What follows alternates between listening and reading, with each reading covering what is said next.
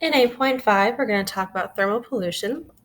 Thermal pollution is another one of those weird types of pollution that we don't really think about as being a pollution because our brains are so used to thinking about pollution as being, a fume that we can see, a spill that we can see, just something gross and toxic and chemically. Um, and so, similar with noise pollution, it's kind of like, wait, how? Like, that's not a spill of any sort. Like, we don't spill heat. We kind of do. But rubber pollution is just anything that causes a harmful effect to us or to other organisms in the environment. Same with light pollution. All these things we're emitting in our whatever we do in society, it's creating this and then it's having a negative impact.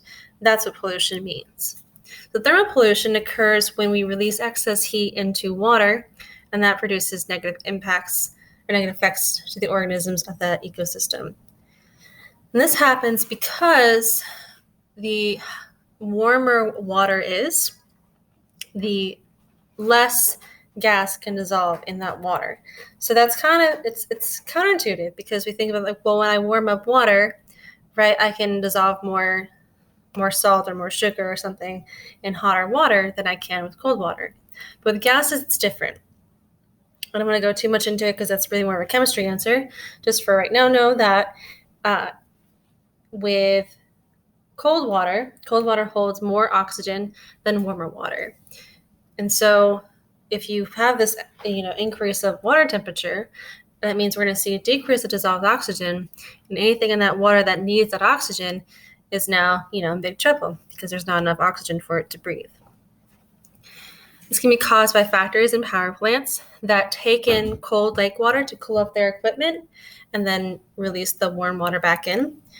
It can also be caused by deforestation because it takes away shade, and so therefore there's more sun beating down into that water. Industrial effluent or stormwater runoff, anything that is hot or warm, at least warmer than the temperature of the water source. With stormwater runoff, it gets warm because as it goes over, streets and sidewalks, it picks up all that heat from those surfaces.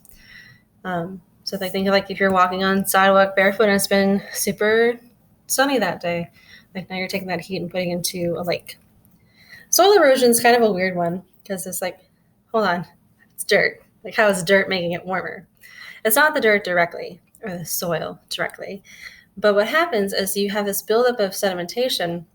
It causes the water to raise and then it spreads out. And that creates more surface area that's exposed to the sun. So since it's, more spread out and more thin, it's getting more heat.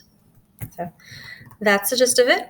And let me know if you have any questions.